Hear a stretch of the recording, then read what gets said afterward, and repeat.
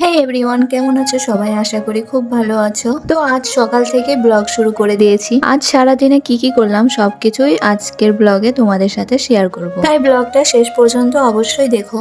তো আজকের সকালটা একটু লেট দিয়েই শুরু হয়েছে। প্রায় 9টার সময় ঘুম থেকে উঠেছি। ঘুম থেকে উঠে তাড়াতাড়ি সকালকার কাজগুলো সেরে নিলাম, তারপর বানিয়ে নিলাম আমার মর্নিং স্পেশাল চা।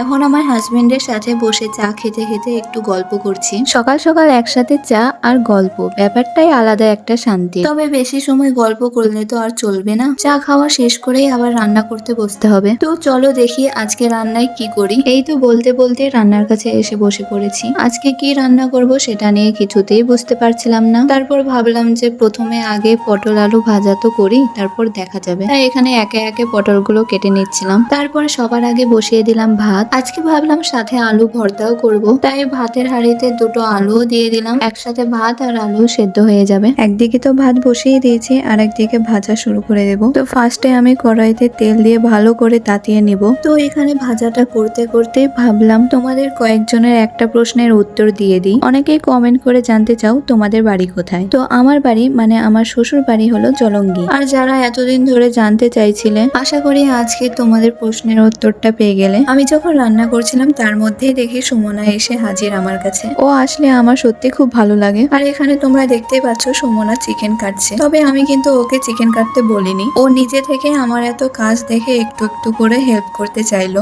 সত্যি বলতে পাশে কেউ এভাবে নিজে থেকে সাহায্য করলে কাজের মধ্যেও একটা আলাদা ভালো লাগা কাজ করে। তো এখানে সুমনা আমাকে জিজ্ঞাসা করছিল চিকেনের পিসগুলো কেমন করে রাখবে। তো আমি ওকে বলছিলাম তোমার যেমন ভাবে ইচ্ছা তেমন ভাবে রেখে দাও। তো প্রথমেই আমার পটল আলু ভাজা কমপ্লিট, তারপর শুরু করে দিলাম চিকেন রান্না করা। রান্নার মাঝে একেবারে বুঝতেই পারিনি কখন যে ব্যস্ত হয়ে পড়েছিলাম। এরপর চিকেন রান্না করার পর আমি কচুর ঝোলও করেছিলাম। তবে কচুর ঝোলটা আমি তোমাদের ভিডিওতে দেখাতে পারিনি, কারণ তখন এতটাই ব্যস্ত হয়ে গিয়েছিলাম যে ভিডিও করার কথা মনেই পড়েনি। এই দেখো আমার চিকেনটা দেখতে একদম লোভনীয় লাগছে, তাই না? দেখলেই যেন খেতে ইচ্ছে করছে। রান্নার পর এত সুন্দর দেখলে খাওয়ার আগ্রহটা আরো বেড়ে যায়। তারপর আবারও গ্যাসে বসিয়ে দিলাম টমেটোর চাটনি। আসলে আজকে চাটনি করার কোনো প্ল্যানই ছিল না, কিন্তু আজ আমার হঠাৎ করে খুব চাটনি খেতে ইচ্ছে করছিল, তাই ভাবলাম থাক আজকেও বানিয়ে ফেলি। এমনিতেই গত দুদিন ধরে রোজই চাটনি বানানো হচ্ছে, আর ইদানিং আমার না ভীষণ মিষ্টি খেতে ইচ্ছে করছে, তাই মিষ্টি কিছু না কিছু খেয়ে চলেছি। এখন তো মিষ্টি দেখলে খেতে ইচ্ছে করে।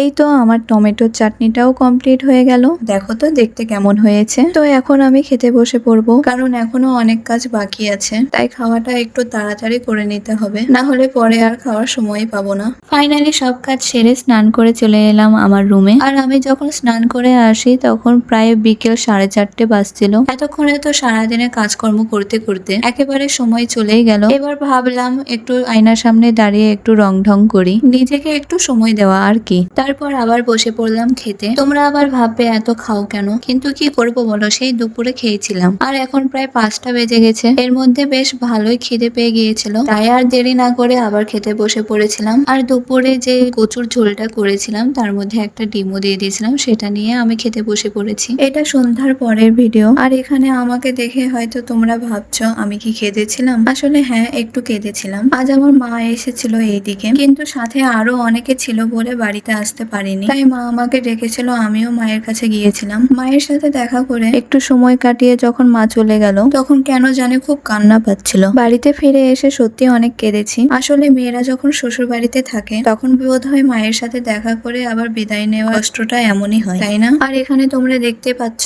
মা আমার জন্য বিরিয়ানি, খেজুর আর কয়েকটা ফল দিয়ে গিয়েছিল। মা তো মায়ের মতোই, নিজে না আসতে পারলেও আমার জন্য কিছু না কিছু খাবার দিয়ে গিয়েছে। তাই বাড়িতে এসে মায়ের দেওয়া জিনিসগুলো বের করে দেখছিলাম। দেখতে দেখতে আবার মায়ের কথাই মনে পড়ছিল। তো আজকের ভিডিওটা এ পর্যন্তই। এই ব্লগটা তোমাদের কেমন লেগেছে সেটা অবশ্যই কমেন্ট করে জানিও। ভালো লাগলে লাইক, কমেন্ট আর শেয়ার করতে একদম ভুলবে না। টাটা।